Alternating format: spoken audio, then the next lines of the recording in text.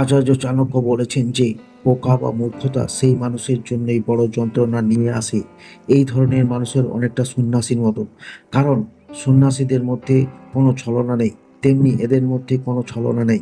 কি করা উচিত এবং কি করা উচিত নয় সেই সম্পর্কে এদের কোনো সঠিক ধারণা নেই। সেই কারণে এদের জীবনে অনেক সমস্যার মুখোমুখি হতে হয়। অন্যের থেকে এরা সহজেই আঘাত পান।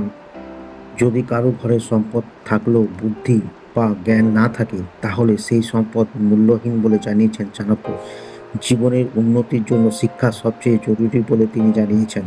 যদি জ্ঞান থাকে আর সম্পদ না থাকে তাহলে সেই ব্যক্তি নিজের বুদ্ধি বলে জীবনে প্রচুর অর্থ উপার্জন করার ক্ষমতা রাখেন। বিজ্ঞান সর্বত্র পুজো করা হয় বলে জানিয়েছেন চাণক্য। আর বুদ্ধিহীন হাতে সম্পদ থাকলে সেই সম্পদ ধরে রাখার বিদ্যান তিনি আয়ত্ত করতে পারেন না।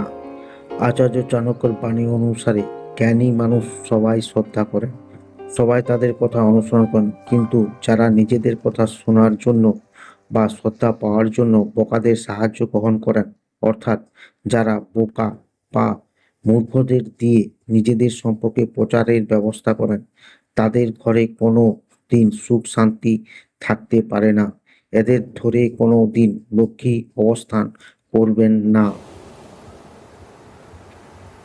গাধা সাধারণত বোকা প্রাণী বলে মনে করা হয়, কিন্তু গাধার থেকে অনেক কিছু শেখার আছে বলে জানিয়েছেন চাণক্য। একটি গাধা আমাদের তিনটি জিনিস শেখায়। প্রথম, নিজের কাজ শেষ করার আগে কখনো থামা উচিত নয়। দ্বিতীয়ত, যখন তুমি কোনো কাজের দায়িত্ব নিয়েছো তখন ঠান্ডা গরম পা আর যে সমস্যাই আসুক না কেন কাজ করে যেতে হবে।